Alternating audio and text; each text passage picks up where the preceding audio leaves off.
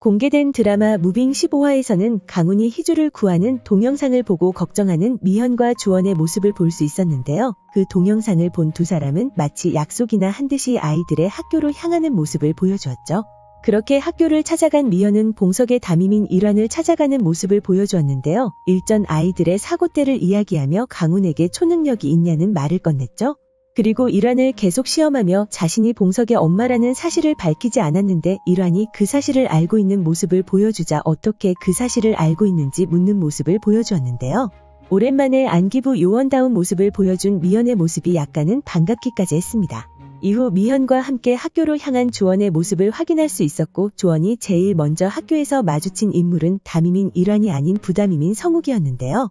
아이들이 모두 돌아간 이후 학교를 배회하던 성욱이 기수가 몰래 흡연을 하고 있던 화장실로 들어서려는 찰나 주원을 마주치게 되었죠.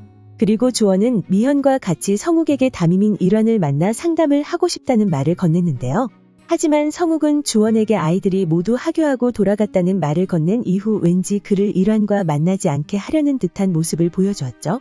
그의 그런 행동에 주원이 학교를 둘러보겠다는 말을 건넸고 그런 그의 말에 이번에도 반대하는 듯한 모습을 보여준 성욱이었는데요.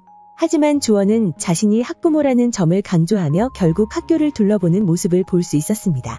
그리고 주원이 학교를 둘러보는 모습과 일환이 미현과 대화를 나누는 모습을 모두 지켜보는 성욱의 모습이 나왔는데요. 강당으로 향한 주원은 희수가 당할 뻔했던 사고의 원인인 농구골대를 살펴보고 있었고 그러던 중 2개의 CCTV를 발견하게 되죠.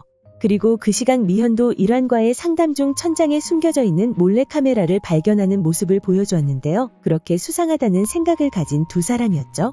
이후 마지막 장면에서는 갑자기 CCTV에서 사라진 주원을 찾으려는 성욱의 모습과 갑자기 나타난 주원이 카메라를 바라보며 누구냐는 질문을 던졌는데요.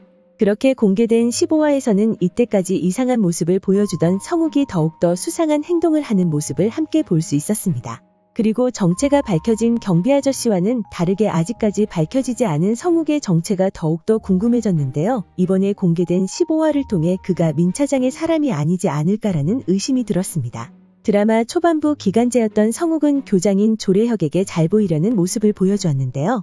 이후 안기부의 이야기가 나오고 학교가 아이들을 육성하려는 사실을 알게 되었을 때 당연히 성욱도 안기부에서 일을 했던 요원일 거라는 생각이 들었었습니다.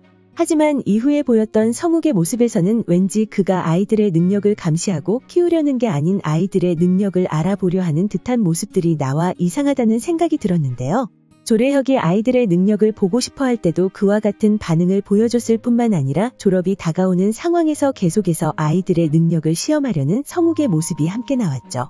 그리고 15화에서는 그가 탈락한 기수의 능력을 시험해 보았다는 사실도 알 수 있었는데요. 인대가 끊어져 쓰러져 있는 기수의 앞에서 가만히 바라보고 있는 그의 모습을 볼 수 있었죠. 그리고 다시 처음으로 돌아가 만약 성욱이 조례혁의 사람이었다고 한다면 왠지 조례혁이 처음에 성욱에게 보여준 태도가 이상하다는 생각이 들었습니다. 조례혁과 성욱이 마주친 첫 장면에서는 성욱이 조례혁의 마음에 들기 위해 아부하는 모습을 볼 수 있었는데요. 만약 성욱이 그의 사람이었다고 한다면 아이들 육성 프로젝트를 맡고 있는 조례혁이 자신에게 잘 보이려 자신을 도울 성욱을 기간제 그리고 부담임의 자리에 올린 것부터가 이상하죠. 그렇기 때문에 성욱이 조례혁의 사람이 아닌 다른 인물과 엮여있는 인물이 아닐까라는 생각이 들었고 그가 조례혁에게 아부를 하는 다음 장면의 행동이 이해되었습니다.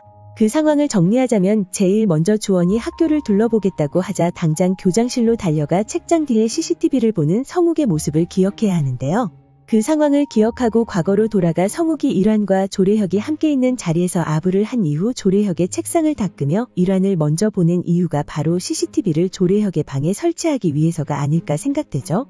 그리고 그가 조례혁의 방에 CCTV를 설치한 이유는 아마도 조례혁이 자리를 비운 상황에서 그를 제외한 다른 인물들의 출입이 제일 적은 장소기 때문일 거라 생각되는데요. 그렇게 성욱의 정체를 예상해보자면 일반적인 기간제 교사라고 하기에는 아이들의 능력을 알고 있는 인물이고 하지만 그의 행동들과 조례혁이 그를 대하는 태도에서 조례혁의 사람도 아닐 거라 생각되죠.